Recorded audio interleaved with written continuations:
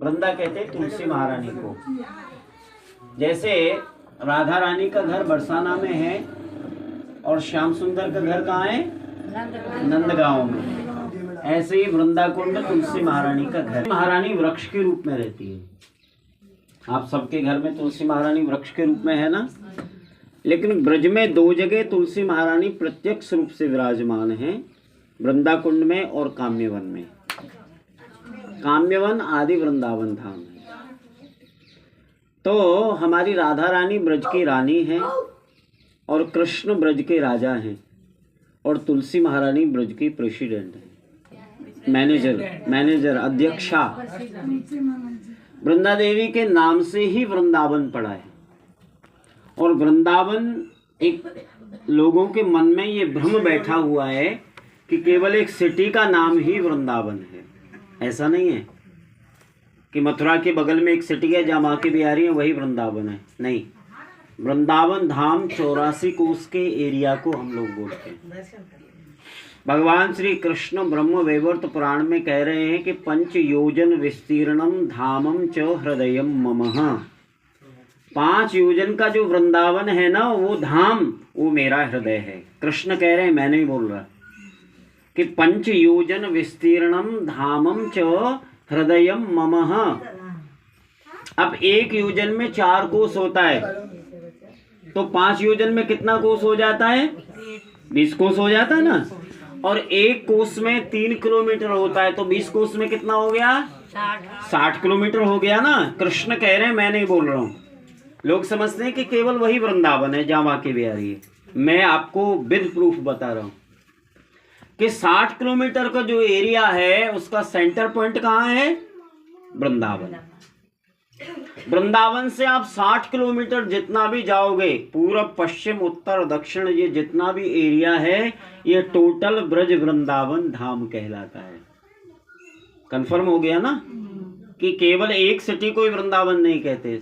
60 kilometre यानी इसको पूरा नाम बोलेंगे आप ब्रज वृंदावन धाम, जो कि 84 कोस के एरिया में फैला हुआ है। और ये ब्रज वृंदावन धाम हमारी राधा रानी और श्याम सुंदर का स्टेडियम है, प्लेग्राउंड है ये हमारे लाला का लाली का। हमारे श्याम सुंदर इस ब्रज में आज भी प्रत्यक्ष रूप से विराजमान हैं। थे नहीं, हैं आज भी। लेकिन उसका दर्शन करने के लिए हमें भक्ति की मास्टर डिग्री की जरूरत है। अभी हमारी LKG भी स्टार्ट नहीं हुई है भक्ति में। तो ऐसे, क्योंकि ब्रज में श्री राधा कृष्ण 2 प्रकार से लीला करते हैं। श्री श्याम सुंदर ब्रज में गौचारण अपने अष्ट सखाओं के साथ में करते हैं, लेकिन नित्य निवृत्त निकुंज में जो लीला श्री ठाकुर जी करते हैं, उस स्थान की लीला वो 8 जगह होती है, जिनमें सबसे पहला लीला का जो स्थान है जिस पे आप बैठे हुए हैं। आप YouTube फेसबुक में केवल निधिवन को देखते होंगे कि निधिवन में राधा रानी 9 बजे मिलती है। और ज़्यादा हमारे आचार्यों ने बहुत प्रकाशित भी नहीं किया है इन लीलाओं को, क्योंकि ब्रजवासी लोगों को बहुत ऐसे ग्रंथ हैं जिनके तो नाम नहीं जानते लोग। ऐसे ऐसे ग्रंथों को ब्रजवासियों के पास में वो प्रतियां उपलब्ध हैं। श्री ठाकुर जी इधर इस जगह का नाम आप ग्रंथों में देखेंगे तो वृंदा कुंड नहीं मिलेगा आपको। इस स्थान का नाम आपको मिलेगा नंदीश्वर योगपीठ। क्या नाम? नंदीश्वर योगपीठ। क्योंकि नंदीश्वर हिल हमारा ये है, नंदीश्वर नंदगांव। और यहाँ पे योग मीन्स टुगेदर और पीठ मीन्स पैलेस। राधा कृष्ण ब्रज में जहाँ 8 जगह मिलते हैं, उनका सबसे पहला जो मिलन का स्थान है उसको हम वृंदा कुंड या गुप्त कुंड कहते हैं, जहाँ पे आप बैठे हैं। अब हमारी राधा रानी जब नंद भवन आती है डेली, में बहुत लंबा नहीं करूँगा, बहुत संक्षिप्त आपको बता रहा हूँ। जब हमारी राधा रानी, क्योंकि यहाँ की कथा के लिए आपको 4 घंटे चाहिए मेरे साथ जुड़ने के लिए, और ये जो स्थान है ये कोई साधारण पैलेस नहीं है, ये कोई पिकनिक स्पॉट नहीं है। हमारी राधा रानी इधर 7 बजे डेली आती है और 8:24 तक इधर रहती है सुबह को। आज भी उनके चरण कमल इस रज में बने हुए हैं।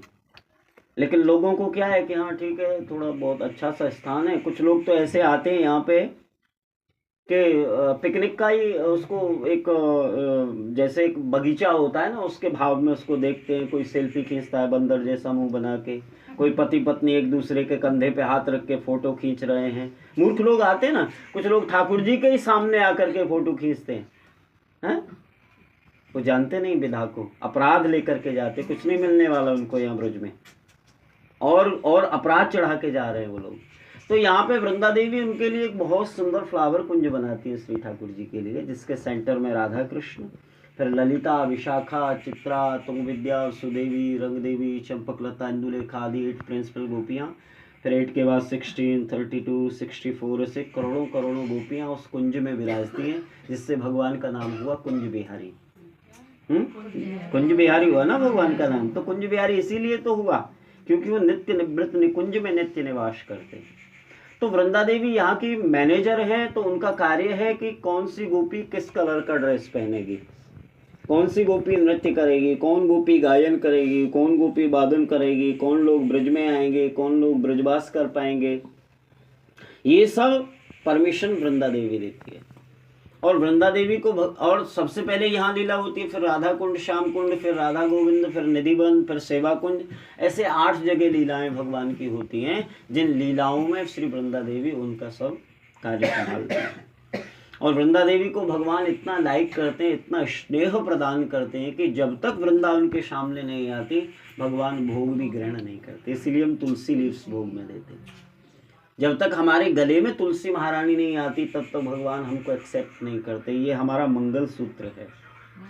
जैसे एक सौभाग्यवती माँ का सौभाग्य उसका मंगल सूत्र होता है, ऐसे ही भक्तों का मंगल सूत्र तुलसी की माला है। आप गोल्ड पहनेंगे तो आपको दंभ प्रदान करेगा, अभिमान प्रदान करेगा।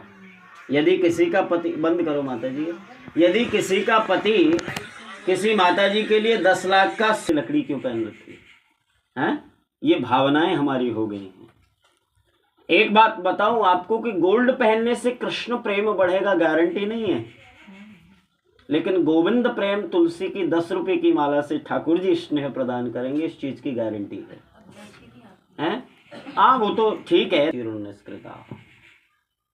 तुलसी बहुत से रीजन है, मैं ज्यादा लंबा नहीं करूंगा क्योंकि कथा तो बहुत है, ब्रजवासी हूँ, ब्रड में लीला है ठाकुर जी की, कितना उड़ेल दूँ, लेकिन उतना समय कहाँ आपके पास में है और कहाँ मेरे पास में है। विशेष चीज़ें ही मैं आपको बता रहा हूँ।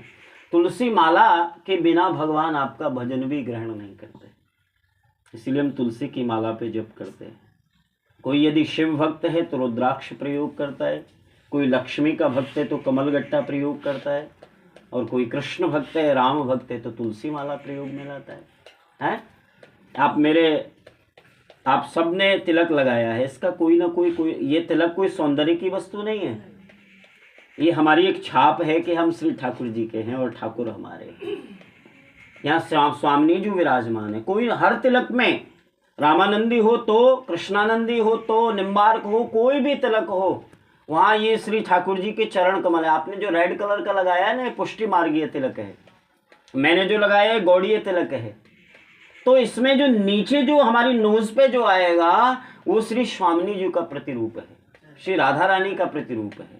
ये दोनों श्री लाडली लाल के चरण कमल है, और उन चरणों में श्री तुलसी महारानी विराजमान है। हमारे आंगन में तुलसी महारानी, जिस आंगन में तुलसी नहीं है वो वैष्णव का घर कभी नहीं हो सकता। जिस समय हनुमान जी लंका गए थे तो लंका निश्चर निकर निवासा, यहाँ कहाँ सज्जन करिवासा, रामायुध अंकित ग्रह शोभा वर्णि न जाय, नव तुलसी का वृंद तहाँ देखे हर्ष कपिराय। कपिराय को बड़ा आश्चर्य हुआ, इतनी सुंदर तुलसी और रामायुध यहाँ सब गुदे हुए हैं इसके आंगन में, लेकिन ये तो लंका निश्चर निकर निवासा, यहाँ कहाँ सज्जन करिवासा। लंका तो निशाचरों की भूमि है, यहाँ सज्जन कैसे हो सकता है। लेकिन फिर उन्होंने एक ही क्षण विचार किया कि जहाँ तुलसी है वहाँ राक्षस नहीं हो सकता। तो वो किसका घर था आप सब जानते हैं, वो विभीषण का घर था। तुलसी महारानी आप जरूर धारण करिए।